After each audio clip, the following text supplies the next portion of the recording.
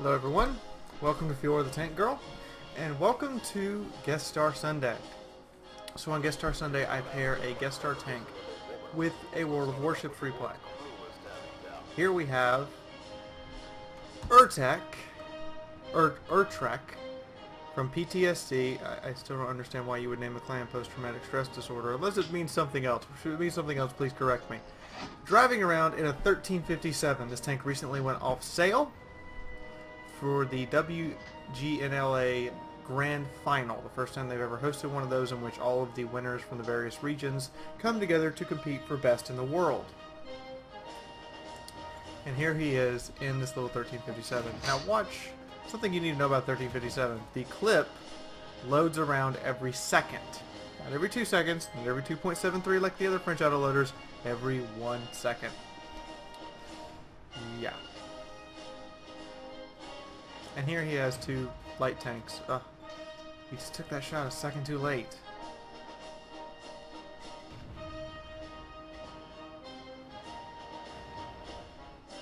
If you can get in on them and just start pummeling, they'll just basically die. Because it only does 80 points a shot. It carries 8 shells, but it can tear somebody up, as you can see by him dumping 3 rounds very quickly. And he sees the enemy tanks on the other side and decides it's a better idea to not necessarily poke out at these light tanks right now because they might just cream him. Now me and my autoloader, I would reload now. I have 2 shells. I'm in the yellow on my clip. I may as well go ahead and reload. And the thing reloads relatively quickly too. But he wants to dump his other 2 shells. This makes a great tank to train your French medium line from, by the way, from the tier 5 through the tier 8 is all light tanks. Makes a great little crew trainer for them. Or just an overall fun tank to have. I wish I could have afforded to buy one, I really do, but I couldn't. I'm not quite sure what the ELC is doing, but apparently he took a shot at his friend here. Up, there's it. And he's just pummeling. There's 1 shell. He has to get a little closer, and he hits the Comet, but now he's just pummeling this Jagdpanther too. By the time you can turn, he's already dumped 4 shells into you. That's how fast this gun fires. It's a 1, 2, 3, 4, 5, 6, 7, 8 done. So by the time that Jagdpanther could even turn to get his armor on him, he'd already dumped most of his clip out. Now he's realized, oh well, my team is boned. Now he does equip it like I equipped my 1390, and with Binox and Camo Nap, but he is playing it aggressively like I would play my 1390 at the same time, which is not really using the Camo and Binox unless you have to. KV3 misses him, and he just pours his clip into that poor KV3. A couple of them bounce, but 5 shells do 400 damage in 5 seconds. From a light tank? That's kind of impressive for a light tank.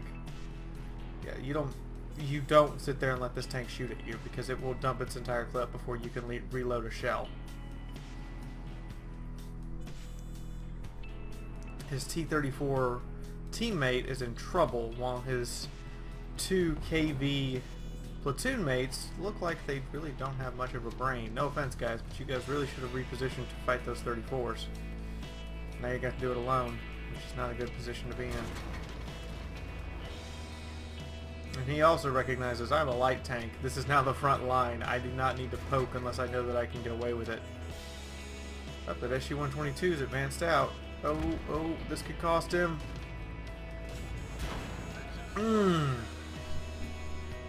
You had a perfect bush back there. I would have just sat in the bush and dumped into the 122, but he has a different plan. Let's see what he's got.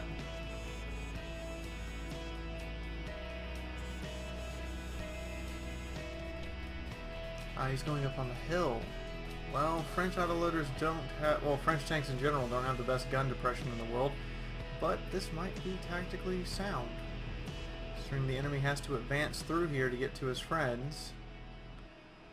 And the KB3 down in the bowl has to either poke up here or go after the Tiger 1. And there's the KB3. He waits for it to zoom, and then just starts banging away. He's getting a lot of bounces. That's frustrating. French guns, not the most accurate thing in the world. His two platoon mates are doing a good job of holding off that heavy advance. They do have the hit point advantage, even if they don't have the gun advantage. And he sees that medium and realizes this Tiger 2 might not be, this Tiger 1 might not be the brightest light bulb in the shed. So he starts going after the 416, which is a sound maneuver. His platoon mates do have the line held, and light tanks, your special ability is relocation. I was showing you guys 3 light tank replays this week. I'm sorry. I got sent a lot of light tank stuff, and I got a lot of requests for light tanks. So, light tanks it is! Boop! Finally takes up that 416. Speed this up a little bit for you guys to see where he goes. He's going to go into the bowl. He's probably going after that KB3. Again, he had the time to reload. I would have reloaded, but he likes dumping his entire clip instead of manually reloading, which you can do by pressing the C button when you're in an auto-loading gun. When you have an auto-loading gun. Oh, he's going to come up behind this KB3, and this KB3 is not going to be entertained by his surprise butt sex. He's backing up into him. Oh, God. Oh, but he's out of ammo. That one extra shell might have finished him. Oh. He's trying to avoid this KB3's gun. This thing reloads its entire clip pretty quick, by the way. And the Tiger 1 gets him. Ah, KB3, you should have pulled forward. Good job on that guy. Oh. One enemy left, and if he kills him, his platoon will get the brothers in arms. Let's see if he can get it. And there's his shots. One up, nope. Got him. So there's the brothers in arms. We're going to take a look at the stats, and then we're going to move on to World of Warships. So I hope you guys have enjoyed this short little light tank shenanigans. Also, WN8 is not yet registered for this tank, so the WN8 tracker does not actually show what his WN8 is. In the meantime, I will see you guys for the stats, and then we're going to have a World of Warships fun. Hey guys, so I wanted to show you guys this. I've showered and stuff, and I forgot that I hadn't actually recorded this yet. Air conditioner go off. I wanted to show you guys this. So here's the 1357 that was piloted by Ertrek, and just racked up the XP. His platoon did an amazing job. 9 kills between them. The KV4 here actually scored the steel wall and Confederate, so they were firing at stuff. I was wrong about that. I stand corrected. But the penetration on this gun leaves a little bit to be desired, especially for a small caliber gun. But the rate of fire and the cost of the shells is pretty cheap, so I hope you bought this tank while it was out. In the meantime, this is Fiaura the Tank Girl. We're going to move on to the World Warships replay, and I will see you guys very soon. So as promised, guys, World of Warships. I am in the St. Louis. I am the low-tier ship. I have to face Omahas and New Yorks and 2 Tier 4 carriers and 2 Tier 4 Iokaze destroyers. This is not looking like a good match for me. You'd be wrong. The St. Louis is a monster.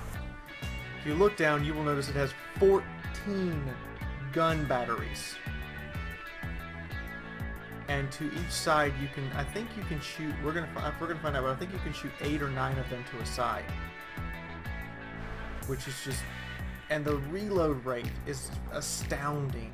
You can just pump out a lot of shells with this thing.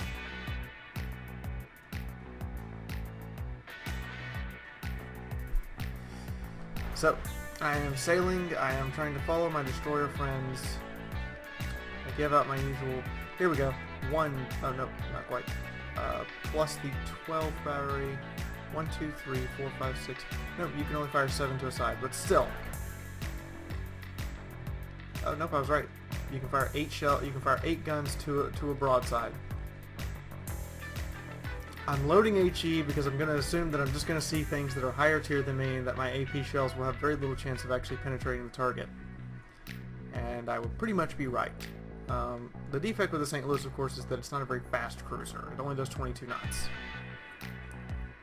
And the other defect is I only have a 10.4 kilometer range with these guns, so as you can see on the mini-map, I can't shoot very far. But what I can do is deliver a hell of a beating very quickly. Now there is the Omaha. He's 14 kilometers out. He's well beyond my targetable range. But he's closing. And I kind of look for a shot to see if I can lead him into it, and I go, no, he's just too far away. This thing also has a very high shell velocity. Shells get to their target quickly. Omaha fires, does nothing. So that's just pretty much a non-exchange. Now, I'm going to decide at some point to turn north. Not just a little bit north, a hard north. Here we go. Making that turn. Because I see where the enemy's headed. I see that we pretty much have C location where the destroyer is capping right now.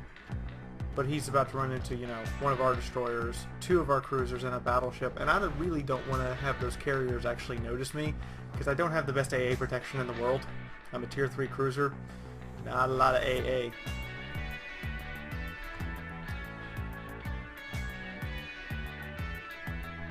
But I'm looking for shots on the Omaha. He's just beyond my range bracket. I guess he's going to be there, so I do a couple of ranging shots, which he actually turns pretty hard towards me. So I fire off some more shells. And those look on. He's in range. Oh, I got a hit. Didn't do much. Still got a hit. I'm looking for him, and I'm sailing through, looking through a smoke screen. And I go, ooh, enemy destroyer. So I fire a bunch of shots. I'm trying to get his range and his heading. And those all fall short. I know now that I need to fire up here. And you notice the guns are already reloaded before my shells even land at long range. And there's a couple of hits. His engines are out. Those are very good damage rolls for HE shells, especially against a tier 5 destroyer. And I go, oh, that destroyer in the middle just died. Well, I guess I'm going to turn around. I tried to help you. I couldn't really do it. There is, however, an enemy St. Louis behind me. I really want to sit here and break out and go, Louis, Louis. Oh, baby. But I'm not going to do that. Our allies are about to flip the southern capture point, and the enemies are going to obviously flip the middle one. I'm not going to sail in against two tier 5s, so I'm not crazy. However, well, I am crazy. I'm not stupid. However, this St. Louis has just moved into the bare edge of my range.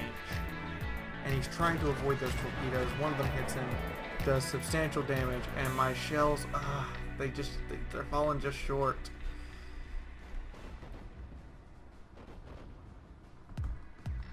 There's a South Carolina battleship there now. I'm glad I didn't sail in that direction. Time to go at this St. Louis. I've got those islands on my left protecting me from the guys in the center. And the St. Louis is kind of sailing in a way that he's not pulling away from me, and I can sail towards him and close the range. So those might actually land on target. Yes! Set him on fire. Multiple direct hits, and here just comes the pounding. By the time the shells land, more shells are already in the air. He has to speed up to try to avoid. And I'm just going to keep letting him have it over and over again. Now when he realizes that it's another St. Louis shooting at him, he's probably going to turn at me and go, oh, I hate you, and return fire, because we both have the same gun range. The same ship. And there he comes, shooting back at me. I, however, turn hard to the right and only take one of his hits. He can't really see me behind this island, but my friends can still see him, and I can totally just arc my shells right over the island at him and keep bombarding him. And as you can see, just the rate of fire. Look at that. This thing is a monster once it gets into range. He's on fire again. I know he's already used his damage control party. and I'm just letting him have everything I can. And I'm turning back broadside to stay away from the island and to keep shelling. And, oh, another volley into him, and here comes another one. Okay, that one missed, but those look, oh, he's just seeing this field of shells just landing around him. Oh, and the island now blocks my view. There's a destroyer in front of me. And he died to the fire. You know what? Sometimes you want to tell people to die in a fire. You don't necessarily mean it literally, but I guess literally is the case. Oh, little destroyer. You tier 4 son of a bitch. Come and get me. I knocked out his engine. Now I'm just... Oh, he repaired it. And my shells all go to the right. Should have aimed more to the left. But I know he's going to be lining up torpedoes if I don't sink him.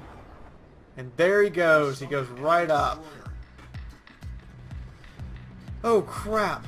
There's a battleship. And I'm at point blank range. This is bad. He doesn't look... He's starting to turn his guns towards me. I'm rotating around to the right to sail the opposite direction to force him to turn his guns even further to actually get them on me. So now he's having to turn his ship to get his guns on me. He's sailing right at me. And I'm just letting him have it with everything I have. Now he's overcompensated. I have a battleship between me and him, so I hold my fire for a second, wait till that guy's clear, and then just let him have another volley. And he's done. He's done. Okay. Okay. Crisis averted. Enemy battleship destroyed. 40 hits, by the way. And I sail out of the capture zone, and I look and I go, oh crap, that's a 10 tenner? That's another tier 3 cruiser. That's a tier 3 Japanese cruiser. Coming right into range, I just start firing. I don't even, I start to turn to one side, and then I go, oh wait, I can turn the other way and keep them in my guns longer and not run into the island. So I'm turning hard to avoid that island while I line up shells. I know exactly the range he's at, and I just let him have another volley.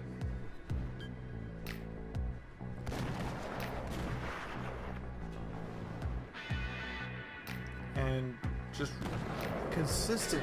I'm not hitting a lot, but the sheer number of shells I'm throwing up is just devastating. And there goes one of his main gun batteries and something else. And now I'm just firing HE shell after HE shell after HE shell. I want to make sure this guy sinks. He's on fire. He dodges the torpedoes hurled at him. Oh, I got his steering. His steering is out. Meaning he is stuck going that direction. I'm sorry for the shaky cam. But there's the kill.